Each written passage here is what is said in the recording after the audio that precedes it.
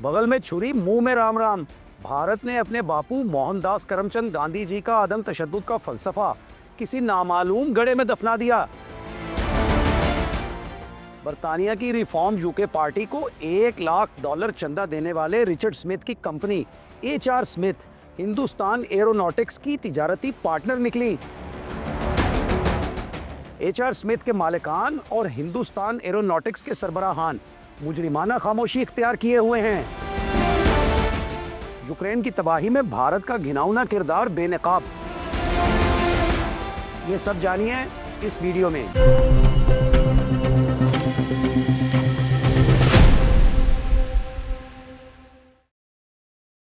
अस्सलामुअलैकुम, मेरा नाम है सज्जाद शफीक भट्ट। यूँ तो दुनिया की सबसे बड़ी जमहूरियत होने का दावेदार भारत अपने बापू मोहनदास करमचंद गांधी जी के अदम तशद्दुद के फ़लसफ़े का बढ़ चढ़ कर प्रचार करता आया है, लेकिन ज़मीनी हक़ाइक़ इसके बिल्कुल उलट हैं। दरहकीकत भारत जंगी जुनून में मुब्तला एक ऐसा मुल्क है जो तीसरी आलमी जंग के शोले भड़काने में खुफिया तौर पर इंतहाई घिनौना किरदार अदा कर रहा है। भारत की इस दो रंगी का भांडा इस बार न्यूयॉर्क टाइम्स की मारूफ इन्वेस्टिगेटिव रिपोर्टर जेन ब्रैडले ने फोड़ा है।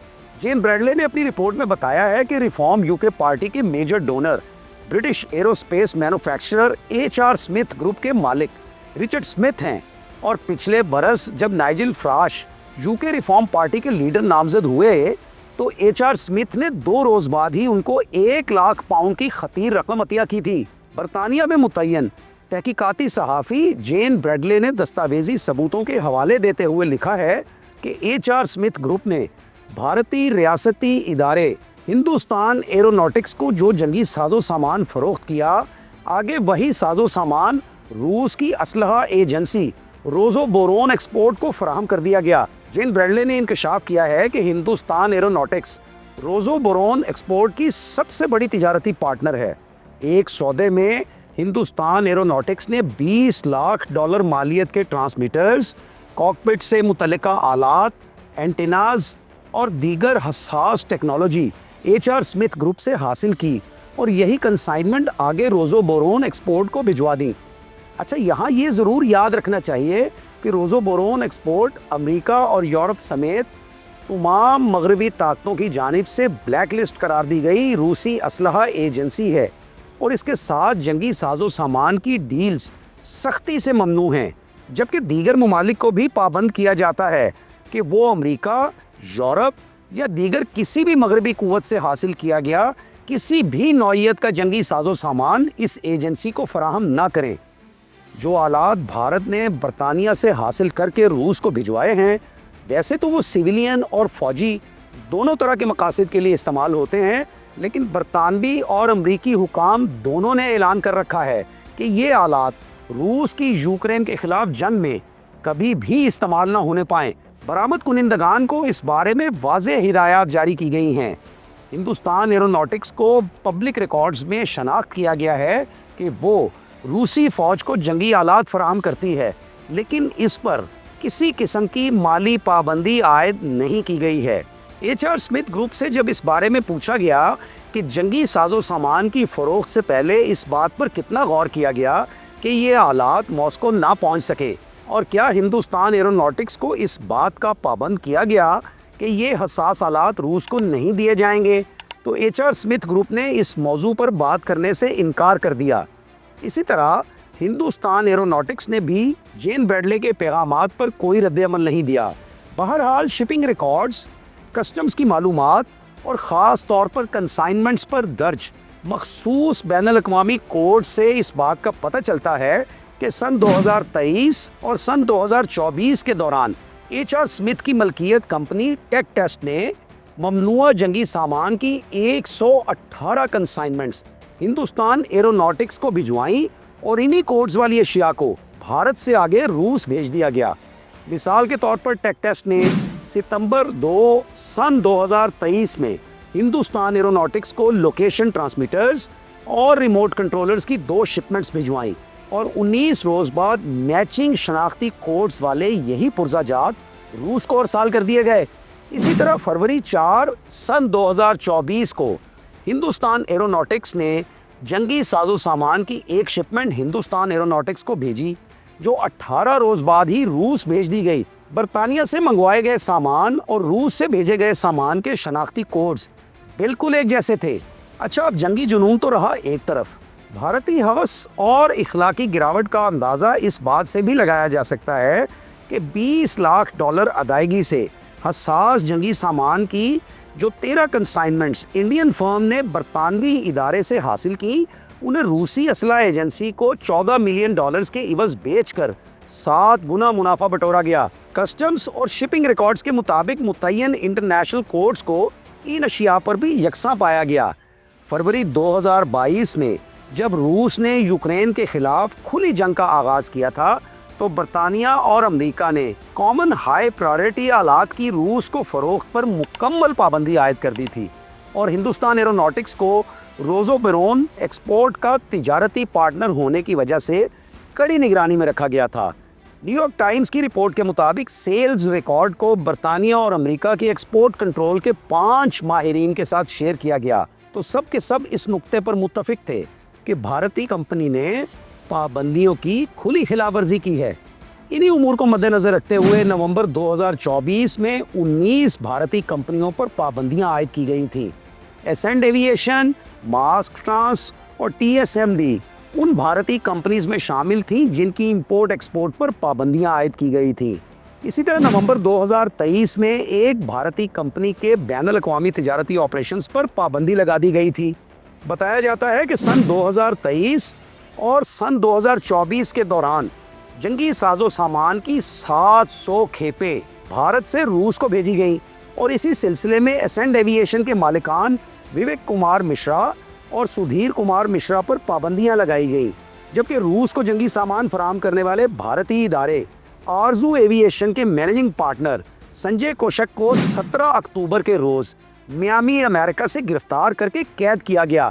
سنجے کوشک کو 20 سال کی جیل اور کروڑوں ڈالر جرمانے کی سزا سنائے جانے کا کبھی امکان ہے۔ ادھر برطانیہ میں صورتحال یہ ہے کہ ریفارم UK پارٹی کے لیڈر مسٹر نائجل فراش برطانوی قدامت پسندوں کی نئی آواز بننے کی جستجو کر رہے ہیں۔ وہ متعدد سرویز میں یہ بات سامنے آئی ہے کہ برطانوی عوام کی زیادہ تر تعداد یوکرین کی حامی ہے، لیکن مسٹر نائجل فراش کے بارے میں یہ کہا جاتا ہے کہ وہ روس نواز ہیں۔ مسٹر فراش کی گزشتہ برس چلائی جانے والی مہم سپورٹ فار ریفارم اسی لیے ناکامی سے دوچار ہوئی کیونکہ انہوں نے دعویٰ کیا تھا کہ یہ مغرب ہی تھا جس نے روس کو یوکرین کے ساتھ جنگ پر اکسایا۔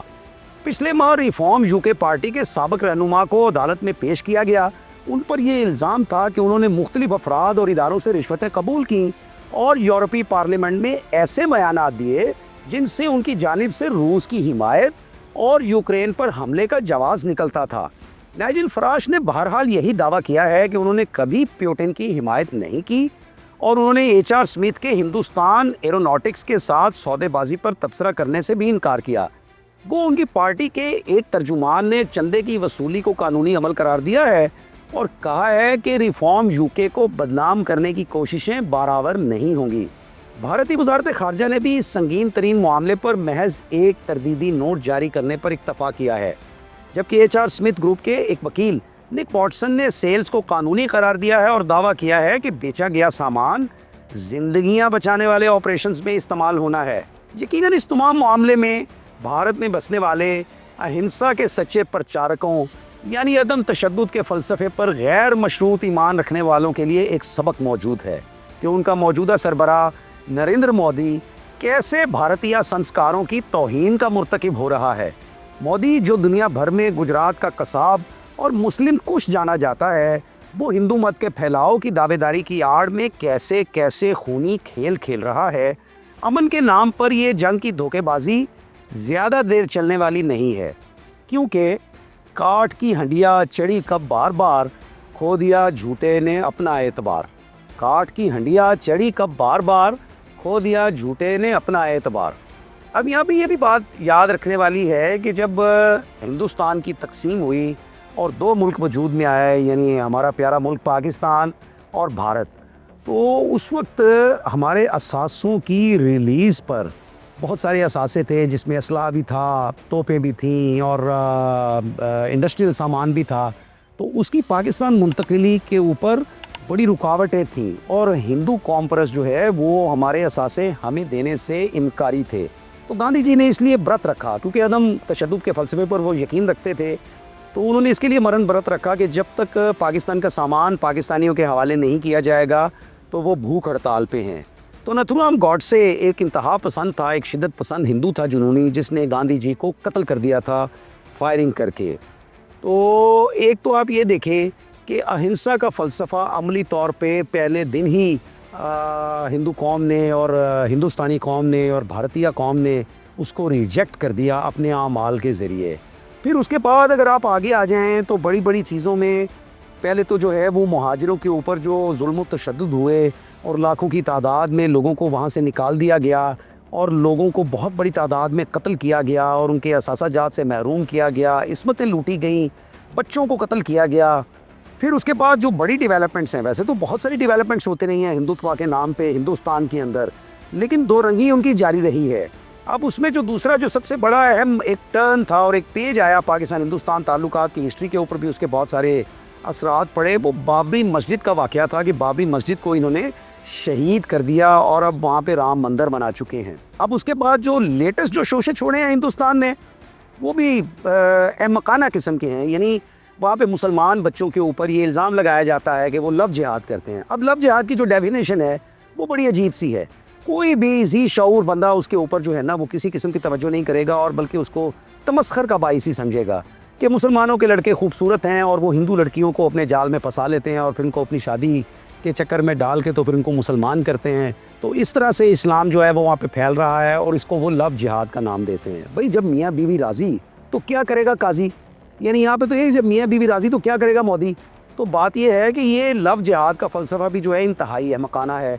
फिर उसके बाद अब जो रीसेंट उन्होंने शोशा छोड़ा है वो है ख्वाजा गरीब नवाज़ ख्वाजा मोइनुद्दीन चिश्ती अजमेरी रहमतुल्लाह अलैह के मज़ार को उन लोगों ने ये कहना शुरू किया है कि वो किसी मंदिर के ऊपर तामीर किया गया था।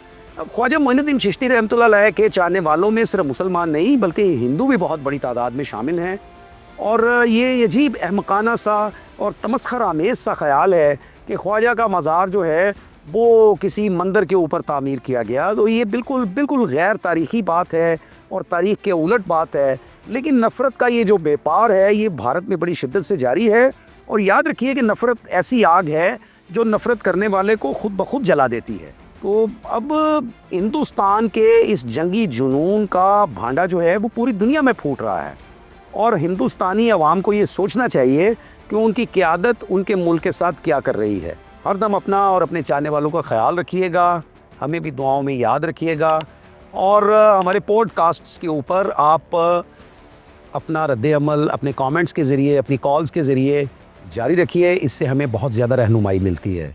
बहुत शुक्रिया। अल्लाह हाफ़िज़।